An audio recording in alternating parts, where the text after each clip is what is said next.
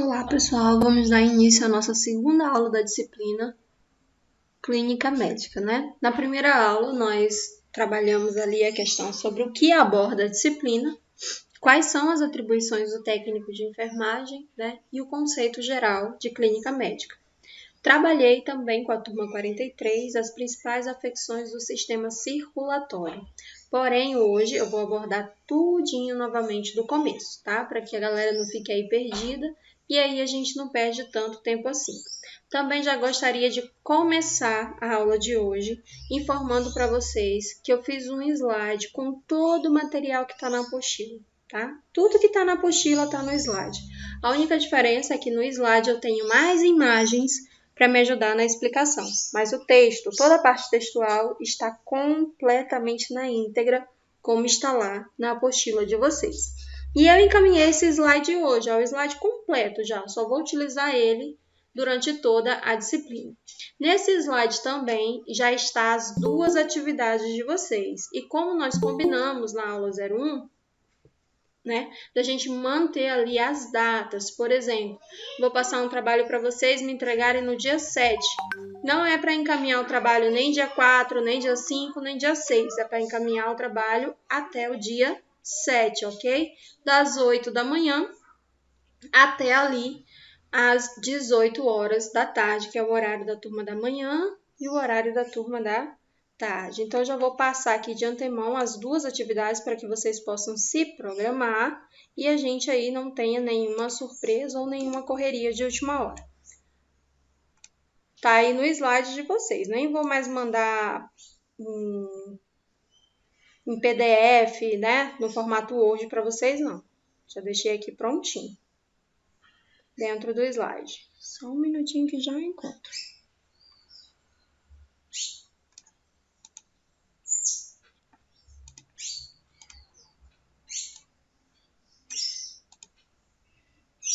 Tá aqui. Atividade complementar, tá no slide 57 aí que eu mandei para vocês a primeira atividade. O que eu gostaria, né, que vocês executassem nessa primeira atividade? Eu gostaria que vocês se dividissem em grupos de 5 alunos, tá? Esses 5 alunos são vocês quem escolhem os grupos que vocês querem estar. Se vocês não conseguirem se organizar até quarta-feira, eu monto os grupos pela ordem de chamada. Não é preciso se encontrar presencialmente. Entre vocês, vocês vão escolher uma pessoa para fazer um pulmão artificial. Esse pulmão artificial envolve garrafa PET, mangueira plástica e bexiga, né? Material aí super acessível e super baratinho. Dependendo do passo a passo que vocês vão utilizar, terá outros materiais ou até menos, tá? Mas no geral, envolve essa lista de material que você consegue encontrar aí fácil e não envolve gasto algum financeiro. Daí, um aluno desses 5 vai produzir o pulmão artificial. Os demais vão produzir uma apresentação do ciclo, tá? Da respiração, tá? O processo ali, por onde o ar entra, como é que ocorre a troca gasosa, como é que o pulmão faz, né, ali essa ciclagem do ar. E aí, vai passar para esse aluno que produziu o pulmãozinho artificial. E esse aluno vai fazer para mim um vídeo, tá? Esse vídeo tem que ser gravado no formato full do celular ou na dimensão 16:9. O celular tem que estar na horizontal. O aluno tem que aparecer bem e o pulmãozinho também, tá? Então, o aluno tem que aparecer ali pelo menos, né, a região da face do aluno e o pulmãozinho artificial e ele explicando. Esse vídeo, ele pode ter no máximo 5 minutos, porque senão fica difícil compactar e me mandar pelo WhatsApp, ok? Então, vocês não precisam se encontrar presencialmente, vocês vão produzir, né, entre vocês essa atividade e apenas um aluno vai gravar o vídeo para me mandar. Esse aluno precisa estar identificado, tá, de branquinho e com o jaleco do CETEAC e portando o pulmão artificial. A data da entrega é dia 7/6/2021, das 8 até as 18. E eu gostaria que, por favor, vocês não me encaminhassem fora do prazo, tá? Que o prazo fosse respeitado. Que a gente conversou lá na primeira aula, né? As dificuldades que nós estamos encontrando enquanto professores quando as atividades chegam fora de ordem, fora das datas, né, que foram estabelecidas. Então, no dia 7 é o dia que eu tenho para corrigir as atividades, então fica mais fácil para a gente se organizar, trabalhar e vocês terem acesso ali à nota o mais rápido possível, tá bom? Então tá aqui, ó, todas as informações, atividade em grupo, 5 alunos por grupo, produzir um pulmão artificial utilizando garrafa PET bexiga, produzir um vídeo explicando o ciclo pulmonar, data da entrega tá aqui do lado, o vídeo vai ser encaminhado via WhatsApp, tá? É sucinto, rapidinho vocês conseguem explicar o ciclo celular ali com um pulmãozinho artificial na mão. Formato, né? As dimensões aqui, ó, 16:9, a dimensão full, celular na horizontal. O aluno explica o ciclo pulmonar, deverá estar vestido com roupa branca e com o jaleco da instituição. Daí eu vou guardar esse trabalho e um dia, né, a gente consegue aí fazer uma exposição com todo mundo quando voltarmos para as aulas presenciais, ok? E aí, qualquer dúvida, eu estou à disposição para vocês no WhatsApp todos os dias, né? Para a turma da manhã, das 7h30 até as 11h30 e para a turma da tarde, das 13h30 até as 17h30, ok? Quem não conseguir se organizar, se encaixar em algum grupo, me procura que eu divido pela ordem alfabética e encaixo vocês. Esse é o primeiro trabalho. O segundo trabalho também está aqui, tá? No slide, nas últimas laudas aqui. Montei para vocês um estudo de caso, tá? Uma situação específica de um paciente, né, em uma unidade aqui em Rio Branco. LRP, sexo masculino, 25 anos, portador de hemofilia, que nós vamos ainda estudar essa patologia mais à frente, e ele também tem diabetes do tipo 1. Ele faz uso da insulina NPH 30 unidades, 2 vezes por dia. Ele deu entrada à unidade, relatando uma dor abdominal de forte intensidade, cefaleia, náusea, tremores e vômito. Quando a gente realizou o exame físico nele, ele apresentou a pressão arterial 140/80, o destro 56 mg por decilitro, a frequência cardíaca 66 batimentos por minuto e a respiração estava em 22 movimentos por minuto. A temperatura dele estava 38,6. Esses são os sinais vitais que você obteve após o seu exame com esse paciente. Ele foi até o médico e, após a avaliação, foi solicitado para ele exame laboratorial e algumas medicações. As medicações foram dipirona 1 grama intramuscular, Plasio 20 mg mais 18 ml de água destilada ou água para injeção, um soro fisiológico 0,9%, 500 ml para ser infundido em 8 horas. Então, eu tenho aqui uma medicação intramuscular e eu tenho uma outra medicação endovenosa. Esse paciente só vai ser reavaliado após sair o resultado dos exames. Então, ele vai ficar sob os cuidados da enfermagem, nesse caso, aos seus cuidados. Você é o técnico de enfermagem que está responsável por esse paciente e com todo o seu conhecimento adquirido aqui na graduação, né, no curso técnico em enfermagem, você vai descrever a assistência que você vai prestar para esse paciente, tá? Qual é a conduta de intervenção que você vai utilizar para melhorar os sintomas que ele está apresentando e para resolver aqui, ó, todos os sintomas que ele apresenta. Aí a observação que eu deixei aqui para vocês. Você faz parte da equipe multidisciplinar, você tem conhecimento técnico para resolver os possíveis problemas que forem encontrados na prescrição, e isso se você encontrar algum inconveniente na prescrição, tá? Lê bem lá a prescrição, para quem ainda não tem farmacologia, procura pesquisar para que serve cada medicação, qual a indicação, qual a contraindicação, para você ali ter uma abordagem mais ampla. E também se você acha que faltou alguma medicação, que faltou ali, passou algum dado despercebido pela equipe médica, você também pode intervir porque você é da equipe multidisciplinar. Daí você vai elaborar um passo a passo dessa assistência. Você vai resolver um problema por vez, só que a ordem de resolutividade vai ser de acordo com a prioridade que esse paciente necessita, né? Digamos lá, você percebeu que ele está com febre. A tua prioridade é resolver a febre? Percebeu lá que a pressão dele está X. Qual é a tua prioridade? Qual é essa ordem ali para a gente melhorar essa situação do paciente? De acordo com os sintomas e sinais que foi apresentado para você, né? Qual é ali a tua linha de critério, de raciocínio lógico para desenvolver uma assistência, né, pautada para resolutividade e coloca isso dentro de uma ordem que faça sentido para você, defende isso e me manda. Até quando, né? Ou qual o dia que você vai me mandar a segunda atividade? No dia 14/6/2021, ali no mesmo horário, tá bem? Então, essas são as duas atividades e esses são os prazos de entrega. Aqui, estou deixando para vocês também o cronograma aqui, ó, no segundo slide está o cronograma de vocês. Dia 28, aula online, dia 31, aula online, dia 1º, aula online, dia 2/6, aula online, dia 3, aula online. Dia 4 é para vocês finalizarem, tá, essa primeira atividade. Então, a gente não se encontra na plataforma, fica aí um dia para que vocês possam se reunir via WhatsApp, né, fazer ali uma chamada de vídeo, alguma coisa que vocês queiram, para ajudar a produzir esse trabalho. No dia 7, vai ter aula online e vocês vão me encaminhar os vídeos que foram solicitados. No dia 8, aula online, dia 9, aula online, dia 10, aula online. Aí eu deixei aqui, ó, na lateral os temas que a gente vai trabalhar. No dia 10, né, a nossa última aula online, no dia 11, é o dia destinado para vocês executarem a segunda atividade, tá? Que tá lá na última lauda do slide para vocês.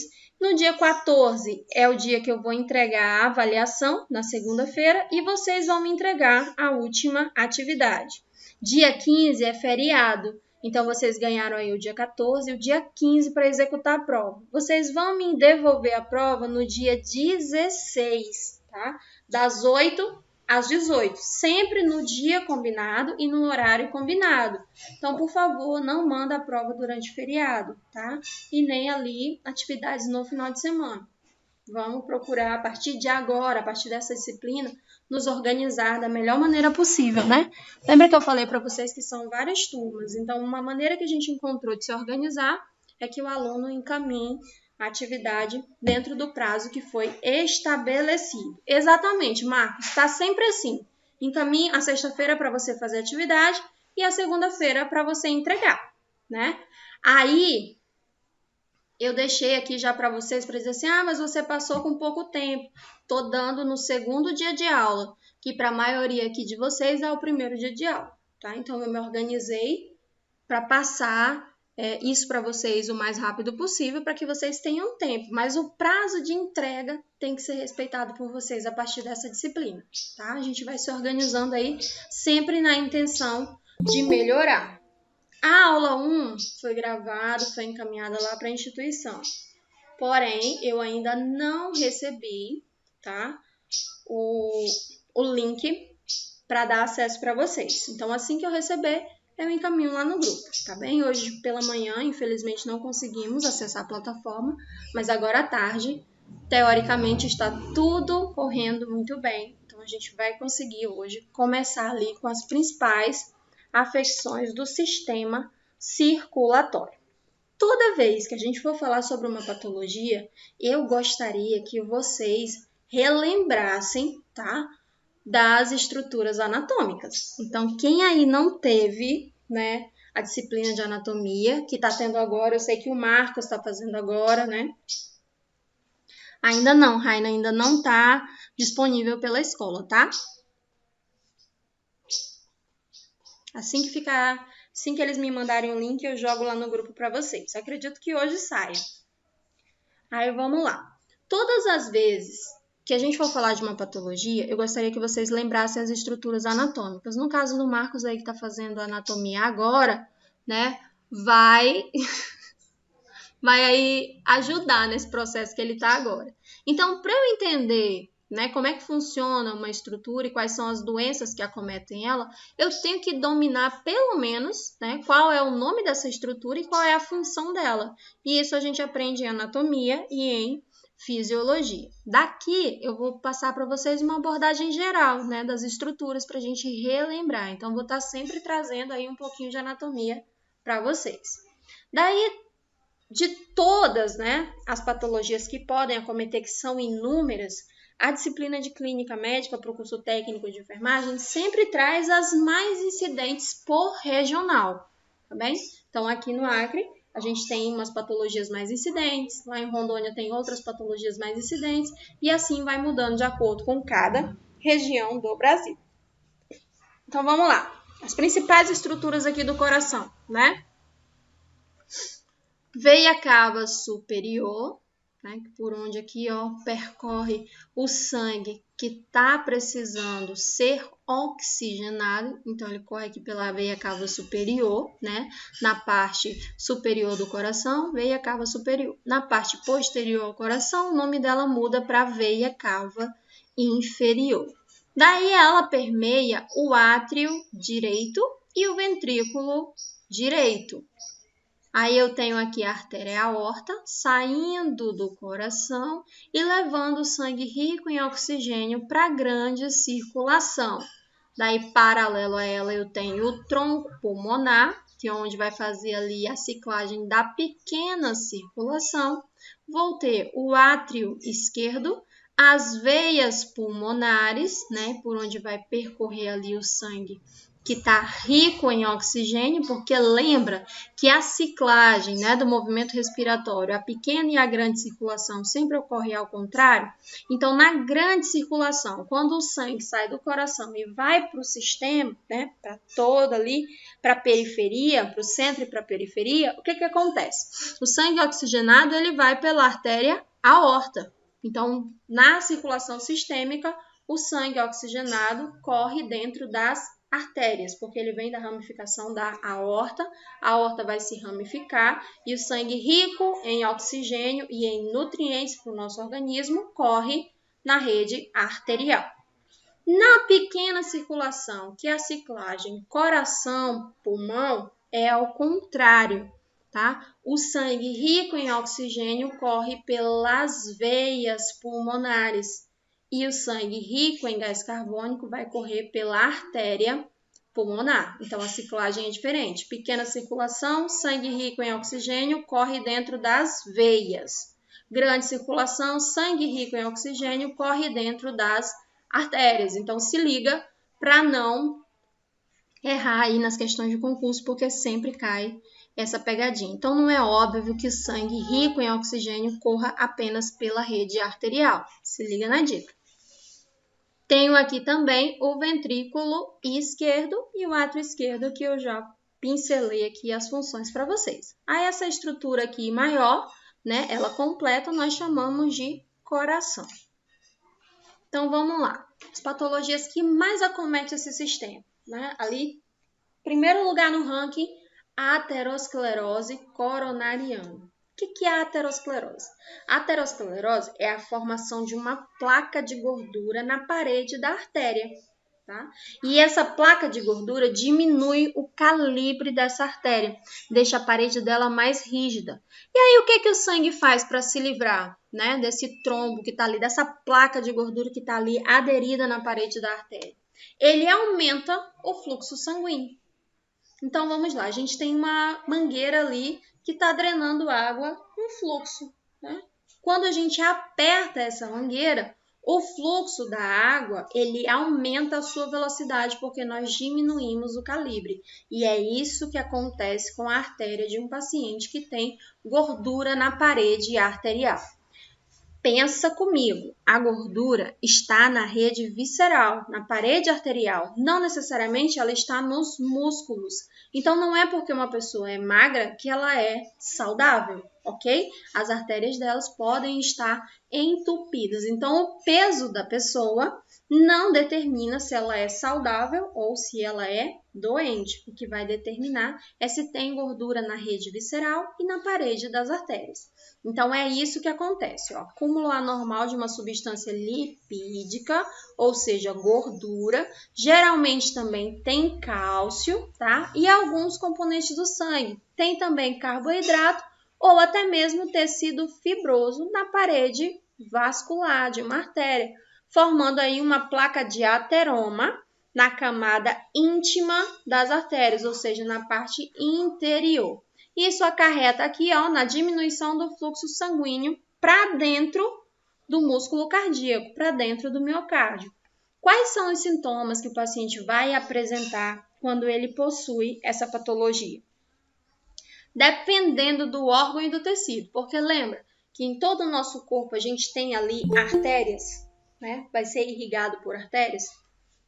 Se essa artéria for no coração, for ali na coronária, esse paciente pode desenvolver a angina pectoris, tá? Ou um infarto agudo do miocárdio. Se essa placa de ateroma tiver numa artéria cerebral, esse paciente pode ser acometido por uma isquemia cerebral transitória, tá? Ou seja, ausência do fluxo ali de oxigênio, isquemia. Se tiver na aorta, o paciente pode desenvolver um aneurisma, que é o rompimento, né? Qual é o tratamento para essa patologia? Eliminação da causa. Onde é que está a eliminação da causa? Dieta. Na dieta, a gente consegue eliminar essa patologia apenas cuidando da dieta. Antes, quando nós íamos ao médico, ele fazia um exame de sangue e observava, né, as nossas taxas sanguíneas. Então, ele observava colesterol, triglicerídeo, e aí Professora, Oi, Alisson. mas dá de pegar os três aneurismos, o aneurismo cerebral, o torácico do abdômen, é? Exatamente, Alisson. Vai depender de onde a placa de ateroma tá. Lembra Entendi, do obrigado. trombo, lá da aula de farmacologia? Lembro, Onde ele para, ele vai trazer um transtorno. A mesma coisa com aneurisma. Então, toda vez que a gente fala de aneurisma, não necessariamente é na cabeça. entendo. Né? A gente tem que esquecer um pouquinho dessa coisa, a obviedade. No campo da saúde não tem nada óbvio. Tá? E é aí que a gente se ferra, quando a gente acha que tudo é óbvio na saúde. Não, na saúde não é nada óbvio. Por isso que precisa de uma investigação. Né? E essa investigação é uma investigação clínica. Ali a gente correlaciona os sinais e todos os sintomas. Então, aí a gente foi lá no médico, ele passou os exames e observou as nossas taxas de gordura dentro do nosso organismo. Não necessariamente o médico faz uma abordagem medicamentosa. Na sua grande maioria, ele prescreve dieta e exercício físico. Então, ele prescreve ali uma dieta hipocalórica, hipolipídica, com pouco cálcio e derivados do leite, né? Porque nós temos ali muita gordura nesses alimentos, são ricos em proteínas, os laticínios, então é retirado da sua alimentação. E aí você eliminou a causa. Porque a medicina no Brasil, né, e nós estamos acostumados que a medicina ela trate os sintomas. E essa não é mais a intenção da medicina. A medicina agora ela está voltada para resolver a causa. E a causa geralmente se resolve sem a abordagem medicamentosa, tá? Quando necessário, as taxas estão muito altas, pode ocorrer ali a abordagem medicamentosa, tá? A utilização de administração de medicamentos. E em último caso, pode ocorrer também uma cirurgia. Essa cirurgia nós chamamos de angioplastia. É uma plástica dentro do vaso sanguíneo, né? No caso, dentro da artéria. Daí nós temos agora a angina pectoris, que é uma outra patologia, tá? E o conceito dela é que ela é uma síndrome que se caracteriza por uma dor intensa na parte anterior do tórax, então na região frontal. E por que o paciente sente essa dor? Pela falta de sangue ou porque o fluxo coronariano está insuficiente e, consequentemente, o oxigênio não chega no músculo. A principal causa é a aterosclerose, é a gordura na parede dessa artéria, que ali diminuiu o fluxo do sangue, consequentemente aumenta, né, a potência com que esse sangue vai ser ejetado do coração para as paredes, para ver se ele consegue chegar lá, ou para ver se ele empurra esse trombo ali da parede do vaso e o próprio organismo consiga segregar, ou seja, fragmentar. Também, Douglas, também pode ser feito dessa forma, tá? Vai depender aí do médico angiologista que faz esse tipo de cirurgia, qual é a técnica que ele precisa usar, ou que ele pretende usar, ou até mesmo a técnica que tem à disposição dele, né? Então, a principal causa da angina pectoris é uma outra patologia, que é a aterosclerose. Também nós temos como principal causa o hipertiroidismo, a diabetes, a hipertensão arterial, a hipotensão, fatores hereditários também podem funcionar ali como fatores que podem estar ali predeterminando essa patologia neste indivíduo. Por isso que durante o processo da anamnese é muito importante a gente fazer uma abordagem do histórico familiar, para a gente entender, né, com o que a gente está lidando com aquele paciente. Frio intenso também pode causar, exercício físico exagerado, por isso que nós precisamos, né, de uma abordagem profissional para fazer os exercícios, principalmente exercício cardio. Tá? Os exercícios cárdios aí são, quando não administrado no paciente da maneira correta, eles podem trazer malefícios também. Emoções fortes, alimentação pesada e o estresse podem sim ter uma certa incidência, tá? Nessa patologia. E o número de pessoas que mais apresentam o gênero, né, que ela é mais predominante, é nos homens e principalmente os homens acima dos 40 anos de idade. Então, macharada, se liga aí para cuidar da saúde, porque essa doença é mais prevalente nos homens que nas mulheres.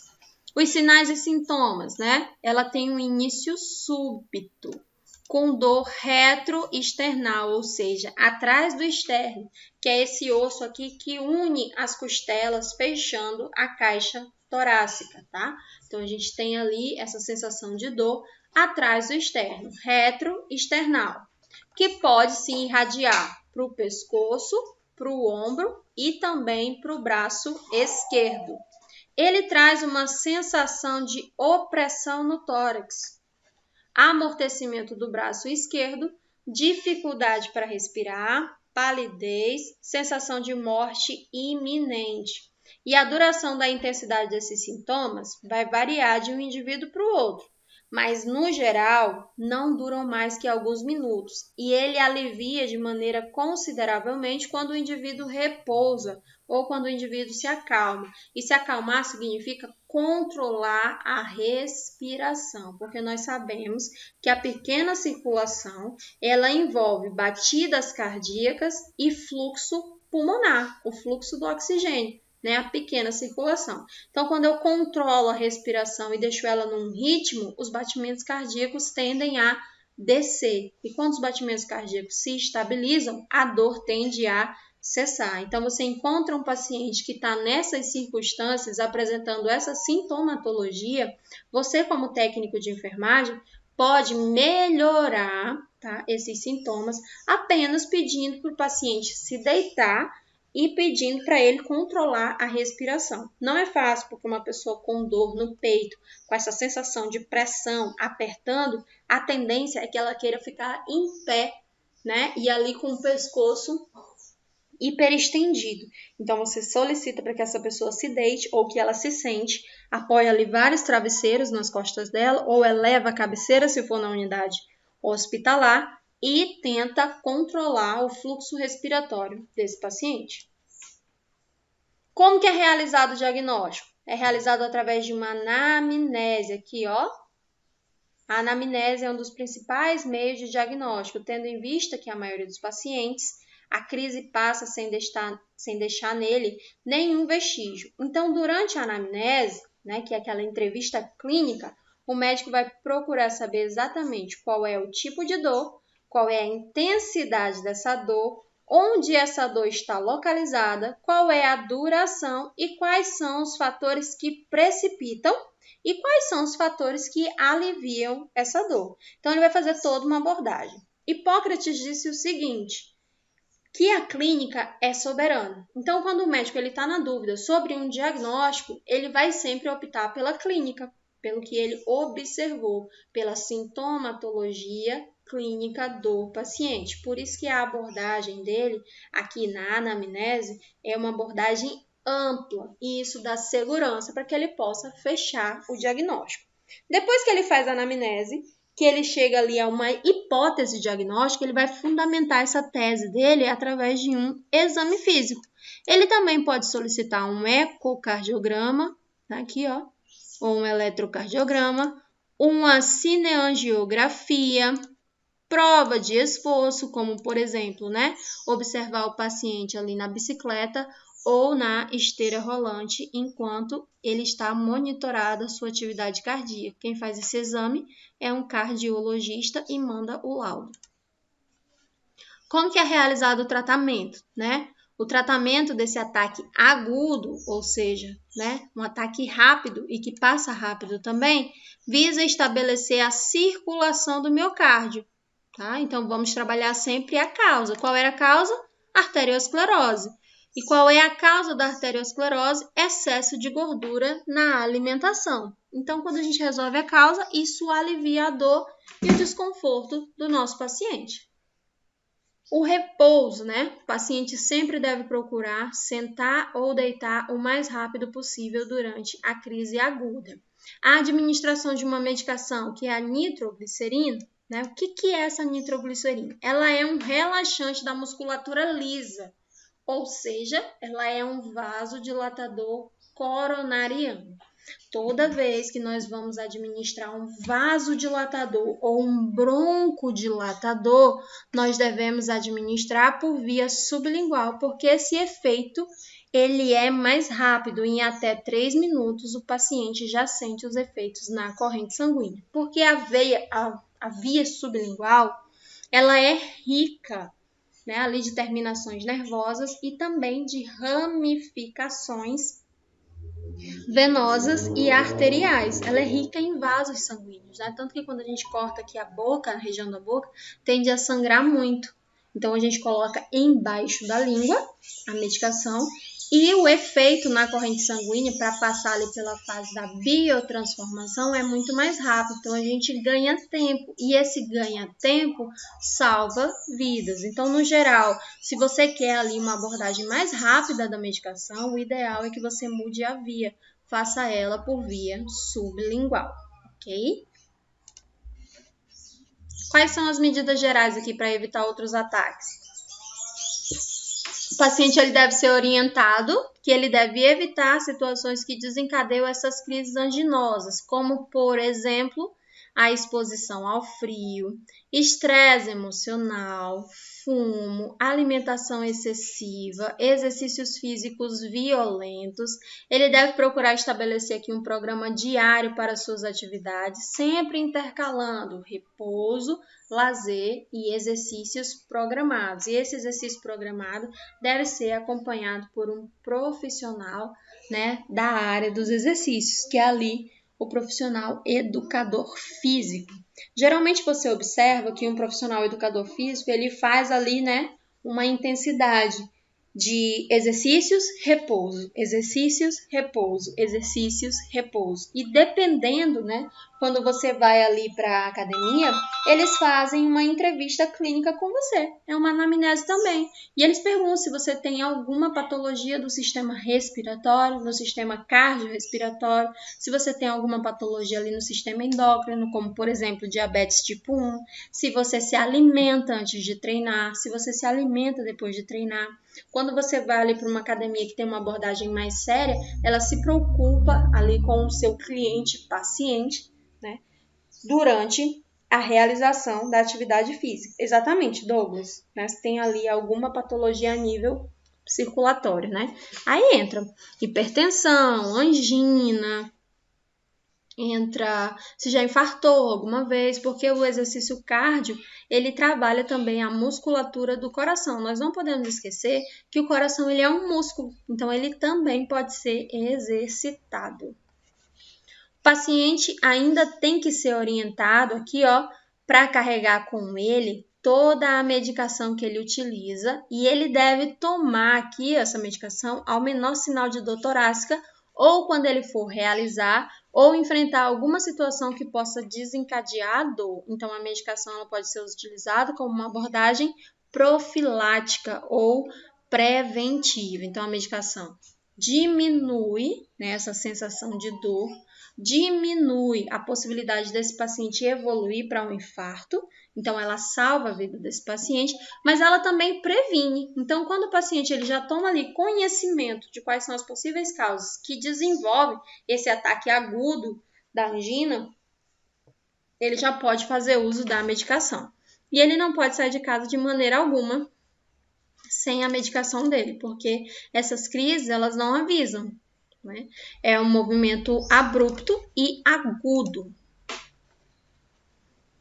O tratamento também pode ser feito através de uma dieta, né? De maneira geral, a dieta tem que ser equilibrada. Podemos colocar ali evitando excessos alimentares. E para os pacientes obesos, que está com colesterol elevado, eles estão restritos a alimentos que contenham gordura e especialmente o alimento de origem animal.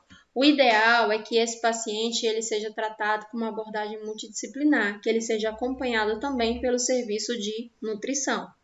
A enfermagem vai lá e faz a orientação, mas o suporte nutricional adequado, uma dieta específica para esse paciente, quem tem a capacidade técnica de elaborar é um profissional nutricionista e dentro das unidades nós temos os nutricionistas à disposição dos nossos pacientes, né? Também podemos incluir no tratamento desse paciente um sedativo ou tranquilizantes, em alguns pacientes que têm ali pré-estabelecido uma tensão emocional. Nós sabemos que as patologias que afetam a circulação, elas geralmente estão ligadas a problemas emocionais, tá? Estresse, ansiedade, depressão, raiva, tudo isso afeta o sistema circulatório. E aí, quais são os cuidados de enfermagem? É aqui que eu gosto de chegar sempre. Toda vez que a gente trabalhar a patologia de um sistema, eu gostaria que vocês focassem nos cuidados de enfermagem. Lembra aquele caderninho que vocês estão produzindo desde lá da disciplina de farmacologia? Eu espero que estejam produzindo a caderneta de vocês. Eu gostaria que vocês colocassem uma abordagem geral da patologia, o que é, sinais e sintomas, e principalmente os cuidados de enfermagem, porque é isso que determina um profissional da saúde, né, para um leigo que está andando na rua. Então, é isso que determina, é o conhecimento. Então, quais são os cuidados de enfermagem para as doenças do sistema circulatório? Primeira coisa, deitar o paciente e acalmar ele. E, de preferência, afrouxar as roupas. Se ele estiver ali com roupa apertada, a gente tira ali laços e fitas e botões para afrouxar a roupa do paciente.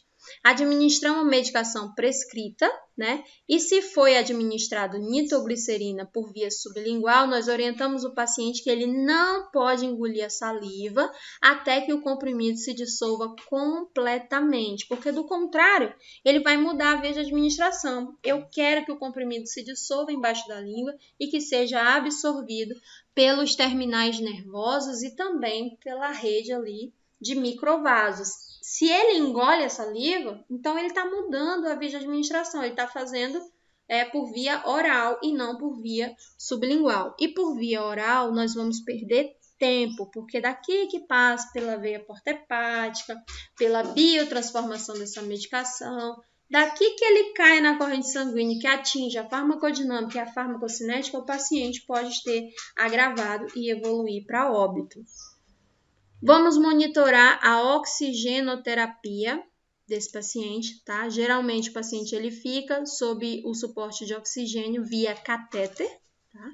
Observamos o efeito da medicação e os possíveis efeitos tóxicos que a medicação também traz, tá? Desses medicamentos. Então, você observa ali a ação da medicação dentro do organismo, se ela teve uma ação esperada, né? Se melhorou ali a dor, ou se não, se essa medicação trouxe aqui algum efeito tóxico, né?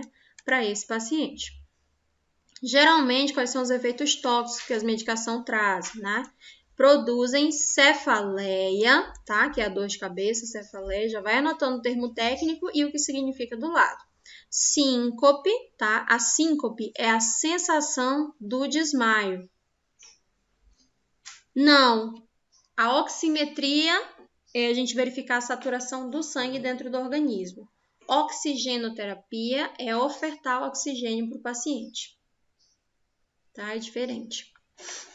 Geralmente produz aqui, ó, cefaleia, que é a dor de cabeça, síncope, que é a sensação de desmaio, aumento da pressão intracraniana, o que justifica a cefaleia, que é a dor de cabeça, hipotensão, pressão arterial cai e taquicardia. Como a pressão arterial caiu, o coração começa a bombear mais rápido para tentar estabelecer o nível pressórico adequado para que esse organismo não fique sem o suporte, né, de oxigênio ali, que é o próprio coração quem faz esse bombeamento. Então, o técnico de enfermagem deve controlar os sinais vitais, Aplicar a respiração artificial e a massagem cardíaca em caso de parada respiratória ou até mesmo de parada cardíaca. E orienta o paciente e a família sobre a doença e quais são os cuidados para prevenir novos ataques. Daí eu tenho aqui, né, como outra patologia, eu deixei para vocês o infarto agudo do miocárdio. O que é o infarto agudo do miocárdio? Lembra que a aterosclerose diminui o suporte de oxigênio? Consequentemente, causa angina, né? Se a angina não for tratada a tempo, consequentemente, vai acontecer uma necrose ou uma isquemia, né? Uma morte ali pela ausência de oxigênio naquele músculo cardíaco. O que vai acontecer? A célula vai sofrer apoptose, que é uma necrose, né? Uma isquemia ali de uma área específica do coração que está ali no músculo cardíaco. E isso vai ser ocasionado pela obstrução total ou parcial de uma ou mais artérias coronarianas. E essa obstrução pode ocorrer por trombo, e esse trombo pode ser um ar na medicação, que a gente abordou isso muito bem na disciplina de farmacologia. Esse trombo pode ser uma placa de gordura dentro do organismo. Exato, Alisson, a célula morre, ocorre ali uma necrose, né? Necrose tecidual é morte, apoptose celular.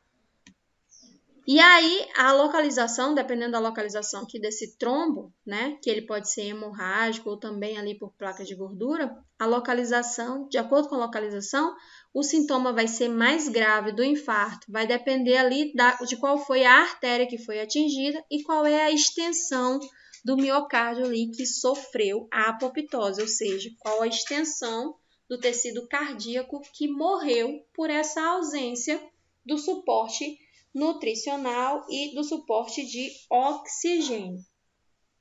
Tá? Por isso que a gente não pode deixar para depois, quando o paciente está sofrendo com algum distúrbio cardiorrespiratório, porque esse depois pode ser tarde demais. Tá? Então, o infarto agudo é isso, é quando um pedacinho do coração morre.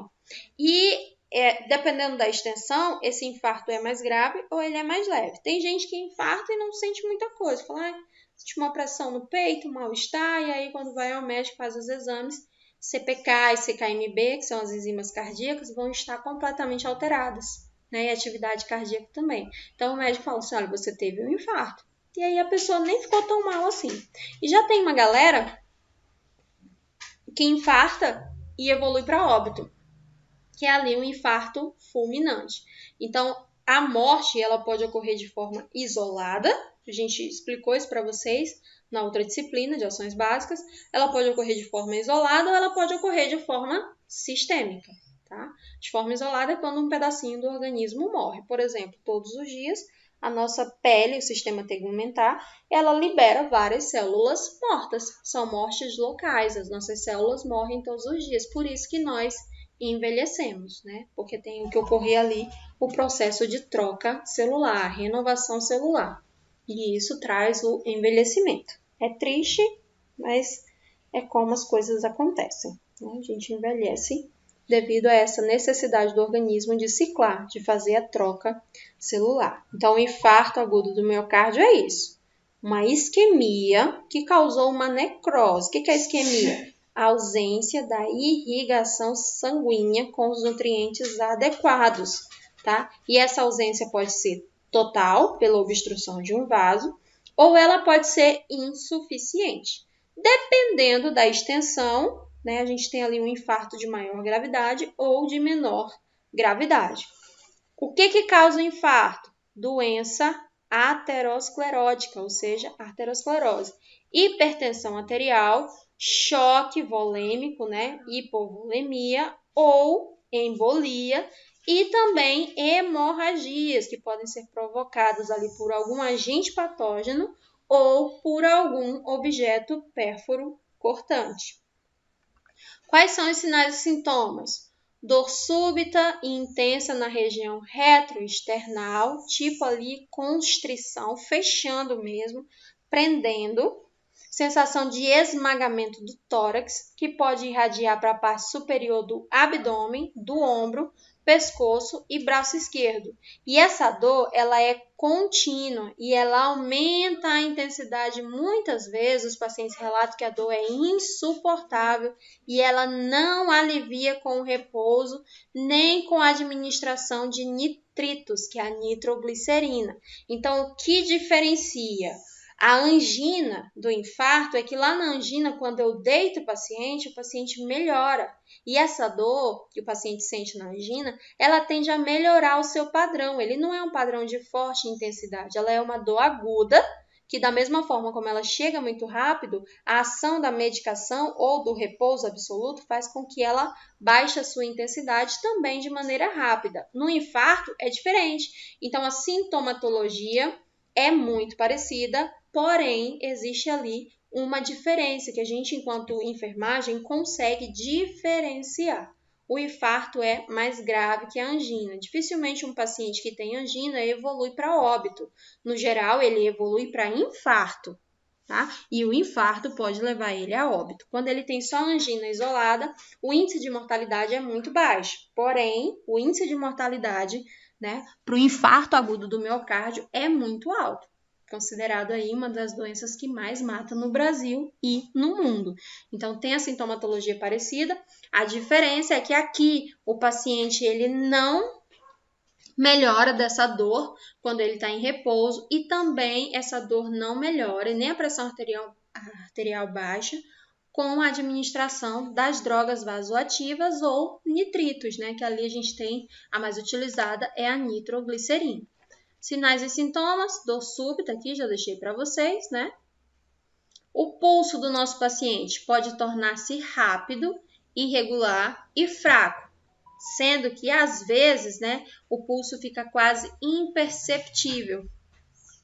Pode ocorrer também durante o infarto uma hipotensão arterial, sudorese, que é quando o paciente sua muito, palidez, náusea, vômito, dificuldade para respirar, cianose, que é quando o paciente fica arroxeado, pode ser seguido de uma parada cardíaca e de uma parada respiratória e febre, tá? A febre pode chegar após 24 horas do infarto. Professora, mas por que a febre? Como é que...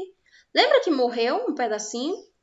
Né? Necrose causa infecção e o primeiro sintoma que a gente observa que a pessoa está com sinais flogísticos, sinais de infecção, é a febre, dor, rubor e calor, né? O calor ali simboliza a febre. Então, é esperado a febre, no máximo, em até 24 horas após o infarto agudo do miocárdio. O que na angina pectoris você não encontra. Então, já temos aqui mais uma diferenciação para as duas patologias. Né? Sinais e sintomas decorrentes ao infarto, ele sempre se assemelha aqui com a angina, mas diferem em alguns pontos. Aí eu botei aqui para vocês, ó. Primeiro, a dor da angina geralmente é precipitada por algum fator, né? E esse fator pode ser ali emocional, pode ser o nervosismo, esforço físico e etc. No infarto, a maioria das vezes ocorre sem nenhum fator aqui, ó, desencadeante. É do nada. E pode mesmo aparecer com o indivíduo em repouso. Algumas pessoas evoluem para óbito dormindo, né? Infarto ali. Professora, Oi, Douglas. Voltando lá em sinais e sintomas, quando a droga já não faz mais efeito e o paciente ele fica com esses sinais e vai piorando, é o que? Esperar o óbito? Não, cateterismo. Ah, sim. Cateterismo de emergência, tá? Que é quando passa ali um cordão de aço dentro do vaso, geralmente numa artéria grande, né? Ou numa veia grande, veia femoral, artéria femoral, veia braquial, artéria braquial, vai depender ali de onde que o angiologista, que é o médico responsável, encontra esse trombo para fazer a remoção dele. Então, geralmente, né, ele entra com uma outra abordagem medicamentosa, inclusive ele pode até sedar o paciente, tá? Ele pode entrar ali com a sedação e posteriormente pode realizar o cateterismo de emergência. Então aqui, ó, a crise da angina ou crise anginosa, como vocês vão encontrar aí em algumas literaturas, né, ela é avaliada em repouso. né, e com a administração de nitritos. Já o infarto ele não alivia de jeito nenhum. E no idoso, a manifestação dos sinais e dos sintomas não é específica, tá? No idoso, o idoso ele desenvolve uma circulação que nós conhecemos como a circulação de suplência.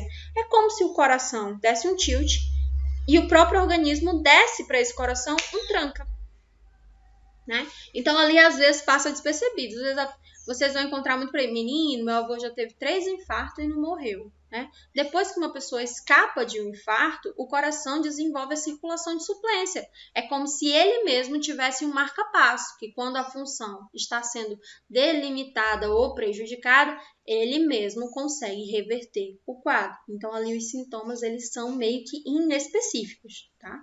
É difícil da gente encontrar e fechar um diagnóstico quando o paciente... Exatamente, Douglas, uma espécie de proteção, é a circulação de suplência. Então, ali fica mais difícil, tanto para a medicina quanto para a enfermagem, para a gente fazer um diagnóstico e, consequentemente, elaborar ali um plano de intervenção para melhorar o quadro, né? Manter ali o paciente estável. Como que é feito o diagnóstico, né? História clínica do paciente, anamnese. Eletrocardiograma e todas as alterações que são produzidas pelo infarto no miocárdio aparecem aqui, ó, entre 2 e 12 horas após, né, o infarto ter se estabelecido no coração. No eletrocardiograma, nós podemos observar a localização, né, do infarto e, a partir daí, avaliar a gravidade do infarto. Quem que faz o eletrocardiograma? Enfermeiro e médico. Quem avalia o eletrocardiograma? Enfermeiro e médico, tá bem? Técnico de enfermagem não faz. Exames de sangue também podem detectar. No exame de sangue, nós vamos observar as dosagens das enzimas cardíacas, que são elas CK, que é a creatoniquinase, e a CKMB, creatoniquinase do músculo cardíaco. LDH, que é a desodrenagem lática, e o TGO, no caso aqui do infarto, podem aparecer completamente elevados. Então, aqui fica mais fácil para a gente diagnosticar um infarto através também da sintomatologia clínica, mas de uma abordagem da sintomatologia através dos exames laboratoriais. Então, a gente já tem aí um suporte não só da medicina, como também da biomedicina, né? A biomedicina, ela faz esse suporte dela através dos exames laboratoriais. Essa é a principal diferença entre medicina, que trabalha mais com a clínica, para o biomédico, que vai trabalhar ali mais com essa questão dos exames laboratoriais. Como que é realizado o tratamento para o infarto? O tratamento de emergência visa aliviar a dor. Para aliviar a dor, muitas vezes eu falei para vocês que os médicos podem optar ali para deixar o paciente em repouso absoluto e sedado, para melhorar ali o padrão da dor. Corrigimos o choque cardiogênico para que possamos evitar maiores complicações. E normalmente esse processo de estabilizar um paciente, ele demora de 2 a 3 dias, dependendo da gravidade do infarto.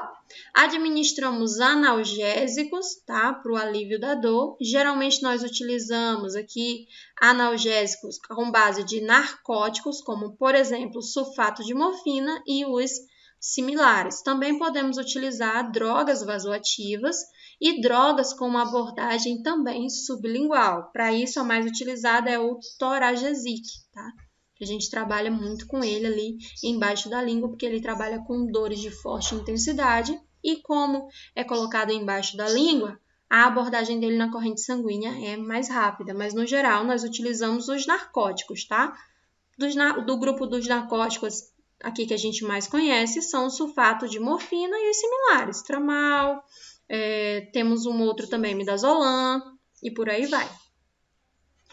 Administramos oxigênio para aliviar a dispneia e a dor. Gostaria de lembrar a vossas senhorias que o oxigênio e a oxigenoterapia é prescrição médica, não é prescrição de enfermagem. Então, você não pode instalar oxigênio no paciente sem a devida prescrição médica. E o desmame do paciente, o médico vai lá e prescreve para colocar para esse paciente 5 litros de oxigênio por minuto numa máscara de Venturi. O paciente está melhorando. Quem que faz o desmame desse oxigênio? É o fisioterapeuta. Tá? Então, essa abordagem de oxigenoterapia fica com o médico e com o fisioterapeuta, beleza? A enfermagem não trabalha com oxigenoterapia. No máximo, monta o material e liga o fluxômetro ali para o paciente. Mas quem faz esse suporte de coloca, mexe no fluxômetro, tira o paciente, é a medicina e a fisioterapia, principalmente agora nesse movimento Covid que a gente está vivendo. Então, o fisioterapeuta ele tem um papel importantíssimo, tá? E aí, o que a gente sempre faz enquanto enfermagem? Se a unidade tiver um protocolo operacional padrão autorizando a enfermagem ofertar oxigênio dentro de uma situação de urgência e emergência, aí sim nós estamos amparados por lei a ofertar oxigênio para esse paciente até que ele seja avaliado por um médico que vai aumentar o fluxo de oxigênio ou que vai solicitar a fisioterapia para diminuir o fluxo de oxigênio. Então, a oxigenoterapia fica com essas duas, tá? Com essas duas classes da equipe multidisciplinar. Com a enfermagem fica quando isso está amarrado dentro de um protocolo operacional padrão que muda de acordo com cada unidade. Anticoagulante, geralmente nós utilizamos sempre a heparina, porque lembra que o que está causando isso aqui é um trombo? Então, a gente quer desagregar esse trombo o mais rápido possível. Então, nós trabalhamos com um anticoagulante. Agente trombolítico, como, por exemplo, streptokinase, APT, ativador aqui do plasmódio tecidual, vasodilatador coronariano, né? Digitalização, que é a digoxina, uma outra droga, repouso absoluto, sedativos e até mesmo tranquilizantes. Essa é a abordagem medicamentosa.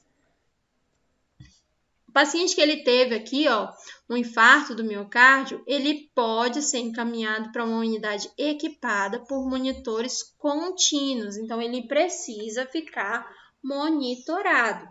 E o oxímetro de pulso, ele é um aparato ali da enfermagem, é o material de bolso, não só para enfermagem, como para medicina, para fisioterapia, para nutrição.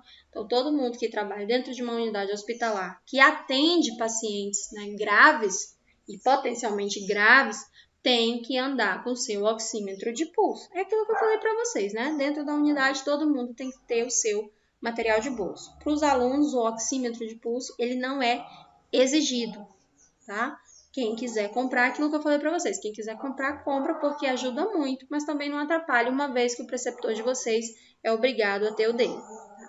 Então, nós devemos ficar aqui numa unidade que tenha equipamento de monitor, com equipamento aqui de ressuscitação pulmonar, ou seja, um carrinho de urgência e emergência, de preferência com um desfibrilador e com uma equipe médica e de enfermagem que seja especializada por pelo menos 72 horas. Então, ele fica ali com a gente por 72 horas, que é o período em que ocorrem as principais complicações e as complicações mais graves, e isso coloca em risco a vida do paciente.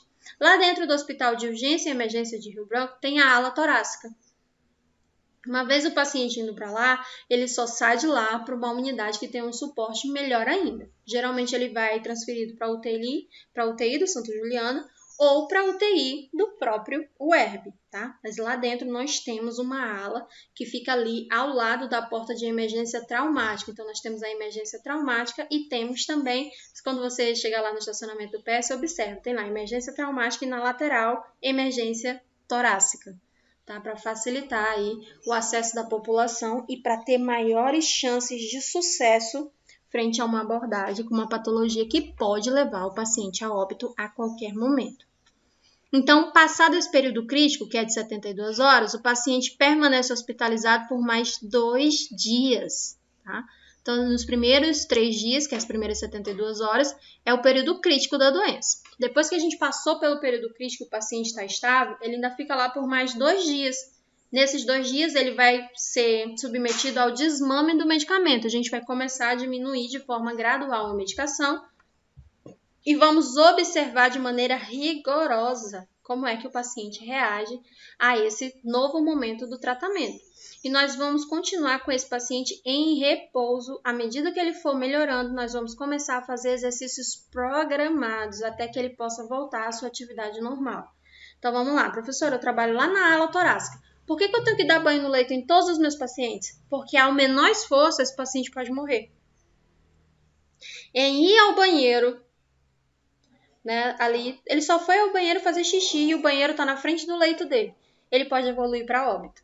Então, um paciente que está em acompanhamento por alguma síndrome cardíaca, ele é um paciente de repouso absoluto. Então, ele não é um paciente acamado, mas ele é um paciente restrito ao leito. Principalmente se ele estiver fazendo uso de droga vasoativa, porque a qualquer esforço, a circulação sanguínea pode ocorrer ali de maneira mais rápida e esse trombo pode migrar. Se ele parar no coração, o paciente vai ter uma embolia pulmonar e vai evoluir a óbito em poucos segundos a partir do momento que ele levantou da cama.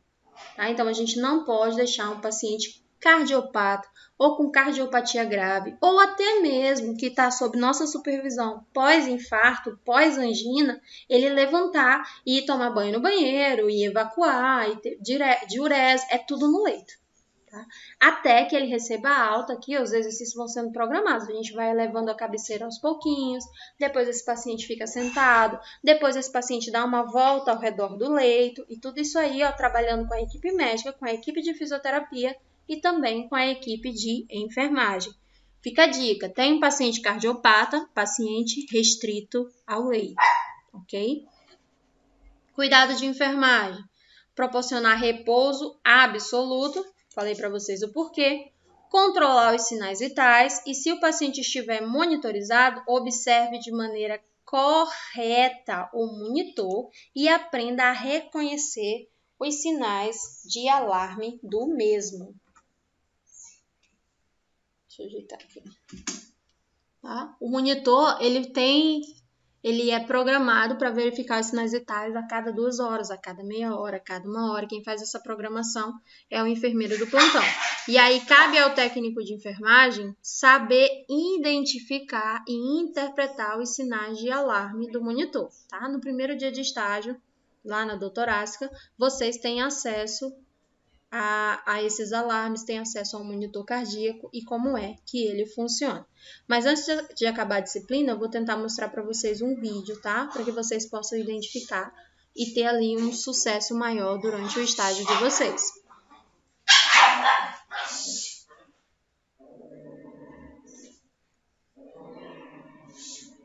Gente, só um minutinho, deixa eu ver se os cachorros param de se pegar.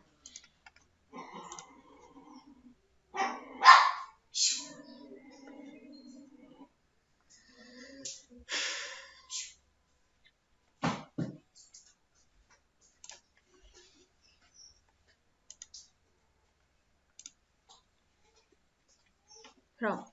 Devemos também aqui, ó, administrar a medicação conforme prescrição médica e geralmente, né, mantém-se aqui um catéter na veia para que nós possamos administrar os medicamentos de emergência.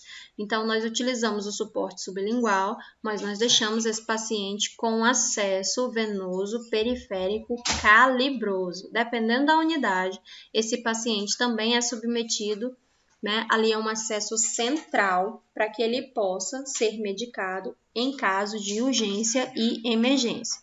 Então, nós mantemos o paciente calmo, evitamos aqui qualquer tipo de esforço, qualquer tipo de esforço, galera.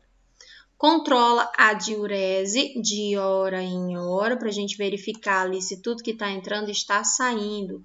O nome disso, né, é balanço hídrico, a oferta de líquido que está entrando com a diurese que está sendo excretada. Isso ajuda também a gente a avaliar a função renal. Uma vez que nós sabemos que quando o sangue bombeia, né, o coração bombeia esse sangue rico em oxigênio e ele cai ali na via sistêmica, ele vai passar pelo sistema renal para que ele possa ser filtrado e tudo aquilo que não serve mais para o nosso organismo seja excretado na forma de diurese. Então, eu tenho como entender se os outros sistemas estão funcionando a contento, mesmo o coração estando funcionando ali com a sua capacidade reduzida. prestar todos os cuidados de higiene do nosso paciente no leito. Higiene oral, banho, curativo, medicação, dieta, absolutamente tudo no leito. Lembra, já anota aí, paciente cardiopata é paciente restrito ao leito, ele não pode levantar para nada. Vamos orientar os familiares, tá? Porque de modo geral o paciente fica proibido de receber visita. O familiar não entra enquanto o paciente está lá na unidade torácica e se o paciente estiver na UTI também infartado, familiares não entram. O familiar tem acesso ao boletim médico e só, tá? O paciente fica ali sem acesso algum a visitantes. Isso nos primeiros dias, tá? Nós vamos manter aqui, ó, vigilância contínua, anotar e avisar imediatamente o médico ou a equipe de enfermagem se ocorrer qualquer alteração com o paciente. Essa alteração pode ser de sinais ou de sintomas, e vocês já sabem qual a diferença de sinal para sintoma. Observar os cuidados na administração do oxigênio, porque é uma terapia, já falei para vocês. Manter os cuidados especiais na administração dos analgésicos e nunca administrar um narcótico se a prescrição do paciente estiver inferior a 12 movimentos respiratórios por minuto. Anota aí. Não administre morfina, não administre narcóticos, ou seja, analgésico do grupo dos opioides, se o movimento respiratório por minuto do paciente estiver abaixo do que é considerado normal. Se estiver abaixo de 12 movimentos por minuto, você não faz a administração e justifica o porquê que você não fez. Então, é para isso que o técnico de enfermagem tem que entender quais são os valores de referência e tem que dominar a farmacodinâmica e farmacocinética. Então, corre lá, assiste às aulas anteriores dessa disciplina, faz as tuas anotações para que você não cometa nenhuma imperícia, imprudência ou negligência durante a prestação dos seus cuidados lá no seu estágio ou quando você já for formado. Estimule a respiração profunda e mudança de decúbito, além de exercícios leves, tá? Ali, ó, com os membros inferiores, para que nós possamos evitar complicações respiratórias e circulares. Então, ali o paciente faz o movimento de pronação e abdução, né? Que é movimentar ali a panturrilha, movimentar também ali os membros inferiores, a região mais distal, que é a região dos pés. Então, isso ele pode fazer restrito ao leito, e isso favorece aqui a diminuição de complicações ou respiratórias ou circulatórias. Temos também aqui uma muito conhecida, né, que é a hipertensão arterial. Qual que é o conceito dela? É uma afecção, ou seja, uma patologia que acomete o sistema circulatório, se caracteriza pela elevação duradoura da pressão arterial, né, nos quais a pressão diastólica esteja acima de 90, ou seja, a pressão mínima está acima de 90 milímetros de mercúrio, e a pressão sistólica, né, que é a pressão mais alta, está acima de 140 miligramas por decilitros, tá? Ou seja, a pressão arterial está superior ou igual a 140 miligramas de mercúrio. Aí lembra que eu levei vocês para o laboratório e expliquei todo aquele processo de ciclagem, né, que a gente tem que estar sempre atento aqui, ó, à pressão diastólica, porque a pressão pode estar divergente ou convergente. Quando você entende essa parte, você já consegue identificar quando é que a pressão arterial está alta. Se a mínima, né, pressão aqui isolada, tiver 90 ou acima de 90, o paciente está hipertenso, mesmo que a pressão sistólica dele esteja em 120, porque o que me norteia aqui é que tem uma alteração em uma das pressões arteriais desse paciente. Então, qual é a sintomatologia, né? Enxaqueca matinal, o paciente já acorda com dor de cabeça. Fadiga facial, tá? Quando os músculos da face ali, né, estão meio que dormentes, né? A pessoa não está sentindo muito bem os músculos da face. Nervosismo e irritabilidade. Dependente do paciente ter trabalho feito por animal, não entendi não.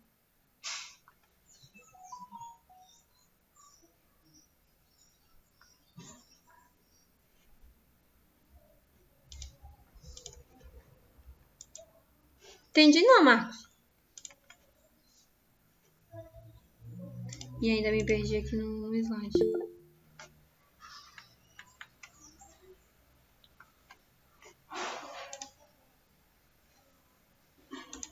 Às vezes sai todo cortado a pergunta. Ah, tá. Entendi. Pronto. Achei aqui, né? A sintomatologia dele: fadiga, nervosismo, irritabilidade, escurecimento da visão e vertigens, tá? O paciente tem tontura, alteração na retina, como até mesmo uma hemorragia, dispneia e crise anginosa, dor no peito. E essa dor pode irradiar para o abdômen e para o membro superior esquerdo. Tratamento, né? Pode ser não farmacológico, e esse tratamento envolve controle de peso, dieta hipolipídica com pouca gordura e hipossódica com pouco sal, abolição da ingestão de bebidas alcoólicas, prática de exercício físico regular, aumento da ingestão de frutas e verduras, abolição do tabagismo, controle da glicemia e redução do estresse. Então, não necessariamente um paciente hipertenso fica preso ao tratamento farmacológico. No geral, os médicos estão optando por uma outra abordagem, né, que não seja a farmacológica. O tratamento farmacológico envolve uma prescrição médica que vai depender do grau da hipertensão, tá? Nessa prescrição pode ter sedativo de ação moderada, medicamento com ação diurética, que pode ser o Lasix ou o Aldactone, hipotensores, que pode ser o Adomed, o Adalat, o Capotem, o minisupressor, né, e vários outros. E até mesmo um beta-bloqueador, como, por exemplo, o propanolol. E agora, né, nós temos também a simvastatina e vários outros medicamentos, mas no geral o SUS utiliza mais esses. Quais são os cuidados de enfermagem, né, para esse paciente que tem hipertensão? Proporcionar um ambiente tranquilo para favorecer o repouso e o relaxamento, verificar os sinais vitais, principalmente a pressão arterial, observar o efeito colateral dos medicamentos, porque os hipotensores podem levar a uma hipotensão geral e os diuréticos podem levar a uma hiponatremia, ou seja, diminuição de sódio. E isso pode provocar náusea, vômito, dor abdominal, sinal de hipotassemia, né? Qual é esse sinal? Hipotonia muscular, que a gente conhece como cãibra, sonolência e alteração no ritmo cardíaco, orientar o paciente sobre a importância de evitar o café, o fumo, o álcool, a gordura e o sal. Isso de forma excessiva na dieta, situações de estresse e também incentivar aqui a um programa diário de exercícios físicos. Essas são as intervenções de enfermagem, os cuidados de enfermagem para o paciente que está apresentando uma síndrome de hipertensão. Entendam que o paciente pode estar hipertenso e ele pode ser hipertenso. Quando ele está, não é um estado permanente. Quando ele está, ele pode voltar a deixar de ser hipertenso. Então, não necessariamente é uma doença que não tem cura. Vai depender do grau em que ela está e da abordagem desse paciente frente à patologia. Quando a gente entende qual é a causa, né, e a gente elimina a causa, o sucesso para o tratamento é maior, porque a gente para de trabalhar ali com os sintomas, porque toda essa abordagem medicamentosa que eu falei aqui para vocês é para melhorar o sintoma. O que vai melhorar a causa é a mudança de hábitos, e isso os pacientes não necessariamente conseguem inserir na sua rotina de vida. Então, acabam ali evoluindo a causa pela não aceitação do tratamento específico e eficaz, que é um tratamento ali, uma visão geral voltada para a resolução do caso através da causa, que é a mudança de hábito, né? Às vezes o paciente não consegue parar de beber, não consegue parar de fumar, não consegue parar de ingerir gordura, não consegue fazer atividade física, e isso só agrava o seu quadro, mesmo ele sabendo que isso pode levá-lo ao óbito, né? Algumas pessoas não conseguem, vocês vão se deparar com essas pessoas ao longo da vida de vocês. Você vai ver um diabético se afogando num pudim, você vai ver um hipertenso tomando álcool todo final de semana ou comendo aquela picanha gordurosa. Então, os pacientes aí não querem resolver a causa. Daí surgiu essa necessidade do Brasil de fazer milagres com a indústria farmacêutica, né? A abordagem tem que ser sempre medicamentosa, porque o tratamento dos pacientes, eles estão sempre ali em busca de um milagre e não querem trabalhar essa questão da causa. Você pode verificar. O paciente que é diagnosticado com hipertensão e ele sai de uma consulta médica com uma receita para procurar um nutricionista e posteriormente iniciar uma atividade física, ele vai procurar uma segunda opinião, porque ele quer a medicação, né? Porque a medicação é mais rápido e é mais eficaz. E aí a medicação só vai ficar segurando os sintomas, né? Tanto que tem médico que passa aí uma receita para 6 meses ou 1 ano e o paciente fica só renovando, porque ele não tem ali a intenção de melhorar a causa da patologia. Então, essas são as principais afecções do sistema circulatório. Existem inúmeras outras, porém, como eu falei para vocês anteriormente, nós separamos para essa disciplina as principais e as mais incidentes e que vocês devem ter o domínio para que possam ir para os estágios.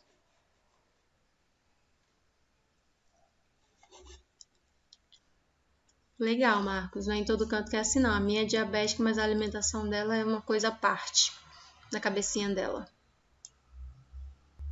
Então, por hoje é só, galera. Alguém tem alguma dúvida?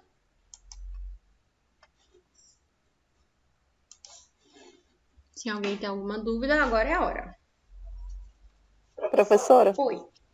eu tenho assim um pouco de dificuldade de entender. É a parte taquicardíaca, é o batimento acelerado do coração, mas isso pode dizer que a pessoa também está tendo um infarto, né? Sim, mas só que é um fator isolado, né? Então a gente precisaria observar todos os outros sintomas. Esse aí vai ser um sinal.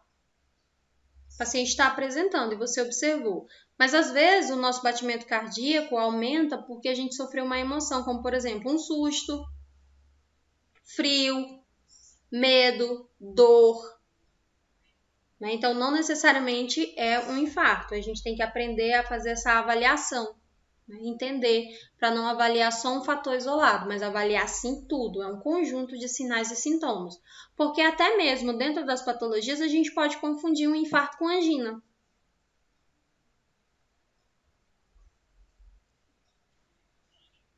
Entendi. O pico hipertensivo pode levar a um infarto, a angina pode levar a um infarto, né? O aumento da pressão arterial, o aumento dos batimentos cardíacos, um susto, uma raiva, um medo pode levar a um processo de infarto. E tu disseste também que a hipertensão, a hipotensão também leva a infarto. Também. Eu achava que somente a hiper que ocasionava Porque na o infarto. verdade é uma disfunção, né? O que é um infarto? É quando, por falta de nutrientes, um pedaço do coração morre, um pedaço do músculo cardíaco morre. E isso pode se dar por uma hipertensão ou por uma hipotensão. O coração nem entende o que aconteceu, ele só sabe que o sangue não chegou lá, o sangue oxigenado não chegou lá, e aí ele viu um pedaço dele morrendo, por apoptose, né?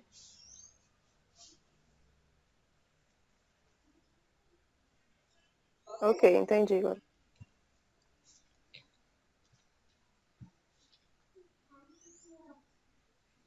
Não, e a galera participando, né, Marcos? Muito legal. Tanto o número de alunos, como também a participação em massa hoje. Mais alguma dúvida? Se não, por hoje é só. Encerramos por aqui. Fico à disposição até às 17h30. Se alguém tiver alguma dúvida em relação às atividades, tá? Eu gravei tanto na aula 1, explicando as atividades, como também aqui na aula 2, para não ter desculpa. Tenham todos uma ótima tarde.